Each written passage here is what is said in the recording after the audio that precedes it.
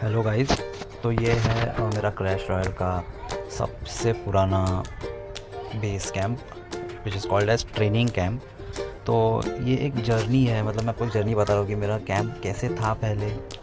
Obviously आप भी अगर खेलते होंगे तो आप भी ये ऐसे ही देखेगा, बट ये एक बहुत इमोशनल सी चीज़ है क्योंकि मैंने क्लैश ऑफ रॉयल खेलना आई थिंक 4-5 साल पहले से चालू किया था और बीच में रुक भी गया था because of studies and all.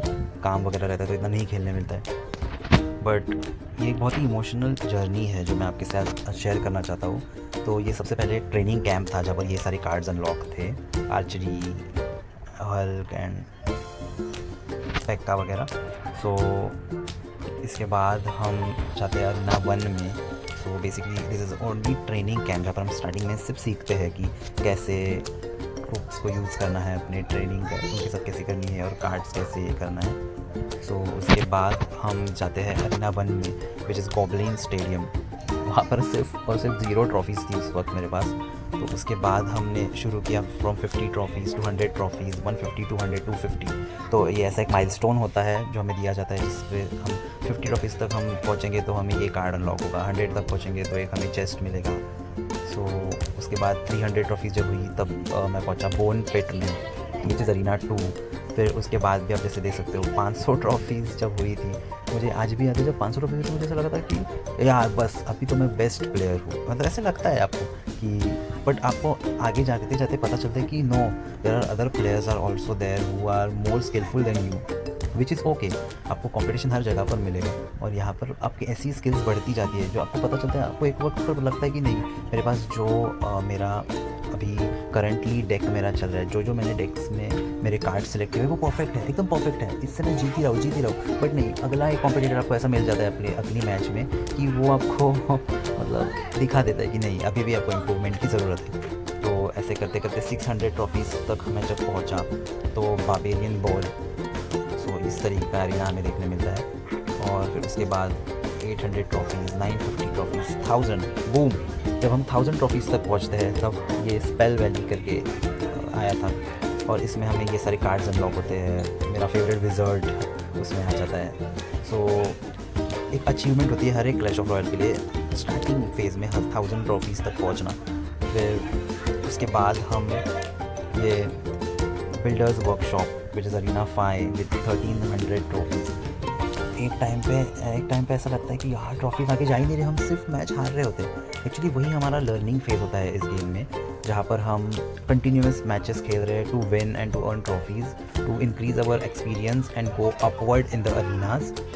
तो या जो ये सारी कार्ड अनलॉक हुए थे, तो मुझे याद भी नहीं आ रही कुछ चीज़ें यहाँ की, बट ये जब अरीना ओपन हुआ था पेक्का वाला तो मुझे बहुत इंटरेस्टिंग लगा था क्योंकि इसमें पूरा पेक्का का सर बना हुआ है तो इतना हॉरिफिक लगता है थोड़ा। तो ये 1600 ट्रॉफ़ीज़ जब हुई थी तब हमारा ये बेबी ड्रैगन, मिनियंस, ये मेरा सेकंड फेवरेट कार्ड है। क्या नाम था इसका, शिट, वल्कीरिया नहीं, सॉरी, विच अनलॉक हुआ था। बड़ा वाला पेक्का है यहाँ पर, ये अनलॉक हुआ था। She is my favourite witch. ये कार्ड आज भी मेरे इस पर है और see you can see it's very powerful actually. So arena 6 के बाद जैसे ही आप 2000 ट्रॉफ़ीज़ तक पहुँचेंगे तो होता है royal arena, which is very interesting. ये देखिए रॉयल हॉक्स जहाँ पर इंट्रोड्यूस होते हैं, 3 मस्केटर्स का झुंड आपको मिलता है, फिर बलून आ जाता है यहाँ पर पिक्चर में। तो ऐसे धीरे धीरे करके सारे कार्ड्स ओपन होते जाते हैं और आप होते जाते हो experience in Clash of Royale. So उसके बाद अरीना 8 था फ्रोजन डेक विद 2300 ट्रॉफ़ीज़। यहाँ पर आपको बैटल हीलर प्लस आइस गोलम ऐसे कार्ड्स आपको देखने मिल जाएंगे। लाइटनिंग, ये भी बहुत अच्छा कार्ड है। विद 2325 ट्रॉफ़ीज़, 2450 ट्रॉफ़ीज़, ऐसे कर करके जब 2600 ट्रॉफ़ीज़ आती, मुझे याद है ये वाला मेरा फेज़ बहुत ज़्यादा, मतलब जंगल अरीना में मुझे बहुत ज़्यादा टाइम लगा है जंगल अरीना को क्रॉस करने में। मैं बोला जब मैं रीच हुआ था ना यहाँ पर 2600 ट्रॉफ़ीज़ में, इसके बाद जो ये वाला एरिया है मतलब रोड टू हॉग माउंटेन वाला, यहाँ पर मुझे मतलब मैं हार ही रहा था। मतलब ये मुझे 2750 ट्रॉफ़ीज़ बार बार मैं अपवर्ड जा रहा था 2950 तक, फिर से मैं 2850 तक आ रहा था और कंटिन्यूस यहाँ पर गेम खेलने भी नहीं हो रहा था, तो ये भी एक रीज़न हो सकता है। तो इट्स वेरी इंटरेस्टिंग। और हॉग माउंटेन फिर जब फाइनली आया 3000 ट्रॉफीज़, तो मुझे ऐसा था कि भाई मैं तो अभी आसमान पे हूँ, मैं आसमान में ही हूँ सच लिटरली। फिर क्योंकि इतना मुश्किल से 3000 ट्रॉफीज़ आई थी, मुझे ऐसा मैं कोई नया मैच खेलने को ही डर रहा था, क्योंकि मुझे ऐसा कॉन्फिडेंस था कि अरे मैंने 3000 ट्रॉफीज़ का तो यहाँ मेरे पास कॉन्फिडेंस है। बट जैसे जैसे आप अपने एक्सपीरियंस के साथ, अपने अरीना लेवल के साथ आगे जाते हो, तो वो उस एक्सपीरियंस के सिमिलर ओपोनेंट्स आपको मिलते जाते हैं। जैसे भी आप मैच खेलोगे तो आपको पता चलता है कि आपको इम्प्रूवमेंट की ज़रूरत है हर एक स्टेप में, हर एक अरीना में, हर एक कार्ड्स के साथ। हर एक कार्ड के साथ आपको स्किलफुल होना पड़ता है। आपको हर एक कार्ड को कैसे यूज़ करना है एक ट्रम्प कार्ड की तरह, वो आपको सीखना पड़ता है हर एक अरीना में। So yes, hog mountain is a very इसके लिए मुझे बहुत याद आता है कि ये बहुत मुश्किल से मैं यहाँ तक पहुँचा था। फिर इसके बाद 3400 ट्रॉफीज़ जब आपकी हो जाती है, तो आपको इलेक्ट्रो वैली करके एक है arena which is very nice. ये कैंप भी बहुत अच्छा है। यहाँ पर आपको one of the very strong card, जो कि मुझे लगता है मेगा नाइट है, ये मिलता है। एंड ऑल्सो दिस स्पार्की, ये भी बहुत ही काम का है अगर आप इसको अच्छी तरीके से यूज़ करो। एंड दिस वॉज, ये मुझे बहुत इरिटेटिंग लगता है। ये जो है ना वुडन, मुझे बिल्कुल भी पसंद है, मैं यूज़ नहीं करता हूँ। जो ओपोनेंट मेरे लिए यूज़ करते हैं ना, वो मुझे बहुत ही डरता हूँ तो उस कार्ड से। प्लस ये भी बहुत अच्छा कार्ड है, princess. Then after electro valley you are in spooky town with 3800 trophies in arena 12। उसके बाद से धीरे धीरे करते करते आप पहुँच जाते हो रास्कल्स हाइड आउट में, जहाँ पर आपको मैजिक आर्चर, इलेक्ट्रो जायंट, लावा हाउंड, ऐसे सब पावरफुल कार्ड्स मिलते हैं विद 4200 ट्रॉफीज़। एंड फिर उसके बाद आप आते हो सेरेनिटी पीक पे विद 4600 ट्रॉफीज़, अरीना 14। ऐसे धीरे धीरे करते करते मैं आगे बढ़ा और फिर आया माइनर्स माइन में विद 5000 ट्रॉफीज़ फाइनली। ये भी एक बहुत बड़ा अचीवमेंट है क्लैश ऑफ रॉयल प्लेयर्स के लिए। Please if you agree with me, comment and like and subscribe my channel for more such videos. फिर माइनर्स माइन के बाद हम आते हैं एग्जीक्यूशनर्स किचन, जहाँ पर देखो ये 2 ही कार्ड्स यहाँ पर अनलॉक हो रहे हैं, बट ये बहुत ही ज़्यादा पावरफुल और बहुत ही स्किलफुल कार्ड्स हैं, जहाँ पर हमें कुछ एक्स्ट्रा पावर्स मिलते हैं। जैसे देखो ये फास्ट हो गया, मारते मारते डायरेक्ट। यस, ये and skeleton king this also, ये देखिए इसके पास भी स्पेशल पावर्स होती है। जिसको मारता है ना, उनकी एनर्जीज में आ जाती है और वो स्केलेटन्स के रूप में आप इसको फिर बाद में यूज़ कर सकते हो। ये देखिए ऐसे। फिर after Executioner's Kitchen at 6000 trophies you are in Royal Crypt. यहाँ पर भी देखो 3 कार्ड्स अनलॉक हुए हैं। After 6000 trophies at 6500 trophies you are in a silent century. बहुत ही सुंदर सा है अरीना।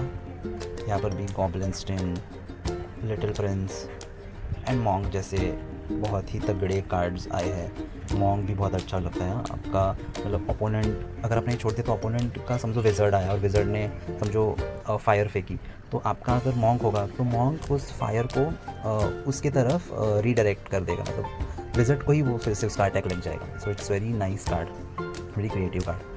फिर आ जाता है ड्रैगन स्पा 7000 ट्रॉफीज़। शिट, मुझे ऐसा लग रहा है कि मैं सच में 7000 ट्रॉफीज़ आपको दिखा रहा हूँ मेरी, मतलब सच में यार ये पूरी जर्नी इतनी डिफ़िकल्ट थी, मतलब सच में बता रहा हूँ। आप बोलोगे अरे क्या ये गेम ही है ये वो, बट लिटरली मतलब मैं ऑफिस में काम करता था तो मैं कभी कभी ये गेम खेलता था। मुझे आज भी याद है, मेरे दोस्त बोलते थे क्या इस गेम में बड़ा है क्या है, बट एक्चुअली जब आप एक गेम खेलते हो तो आपका एक इमोशंस उसके साथ जुड़ जाते हैं। तो ये 7000 ट्रॉफीज़ देखना मतलब मेरे लिए बहुत बड़ी बात है, क्योंकि एक टाइम था जब मैं 3000 ट्रॉफीज़ के लिए भी वो नहीं हो रहा था मेरे से। 2500 में क्रॉस कर रहा था।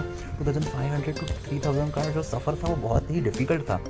तो दिस इज़ वेरी इंपॉर्टेंट। आप इग्नोर कर सकते हो मेरी बैकग्राउंड म्यूज़िक को थोड़ा बहुत, सॉरी, बट या you can focus on my journey. So yeah, Dragon Star Arena 19 with 7000 trophies. उसके बाद फिर अभी currently I am standing at 7507 trophies, which is a boot camp. अभी मुझे मेरा boot camp चालू है. So after boot camp I am gonna be in clash test with 8000 trophies. तो ये भी एक अभी आगे की तो ये सारी अचीवमेंट्स ही है। देखो अरीना 22, पैनकेक्स और वल्केला, इट्स वेरी इंटरेस्टिंग। देखो 9,500, मेरा अभी नेक्स्ट माइलस्टोन तो यही है 10,000 ट्रॉफीज़। मोर अरीनाज एवरी मंथ, ओके। सो अभी तक 10,000 ही बना है, तो इसके आगे बनेगा और अरीना।